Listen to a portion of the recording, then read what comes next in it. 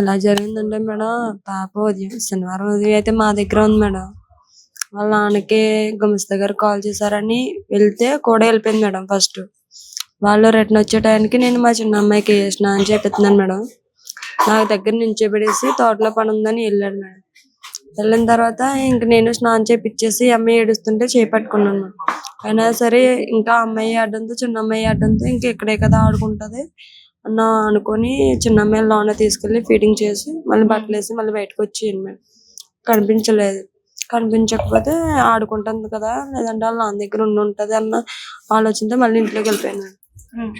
వెళ్ళిపోయిన తర్వాత కొండవారిన పాపని కుక్కని ఒక ఆయన చూసారన్నమాట. ఒక ఆయన చూసి ఆయన పాప దగ్గరికి వెళ్తుంటే కుక్క అటాక్ చేయడంతో ఊళ్ళోకి వెళ్ళి వేరే ఒక అన్నితో చెప్తే ఆయన నా దగ్గరికి వచ్చి మీ పెద్ద అమ్మాయి ఏది చెల్లి అని అడిగాను. వాళ్ళ నాన్న దగ్గర ఉంది అని నేను అన్నాను. ఒకసారి ఫోన్ చేసుకుంటా, లేదంటే నువ్వు చేయి బ్యాలెన్స్ లేదంటే చేస్తారు. చేసిన తర్వాత మా ఆయనకి చేస్తే మా ఆయన గారు కూడా నా దగ్గర లేదా వాళ్ళ అన్న దగ్గర ఉందన్న. మేమేమనుకున్నాం, ఒకరి దగ్గర ఉందని ఒకరి దగ్గర ఉందని అన్న చిన్న ఆలోచనతో మేము మామూలుగా ఉన్నాం మేడం. ఎప్పుడు ఇక్కడే కదా ఉంటది, ఏమైపు ఇంతవరకు అనుకోలేదు మేడం. ఇంకా అన్ని ఎప్పుడైతే మనకు చెప్పారో ఇంకా వెంటనే స్టార్ట్ చేసాం. వెంటనే స్టార్ట్ చేసినా సరే ఇంకా ఎక్కడ కనిపించలేదు.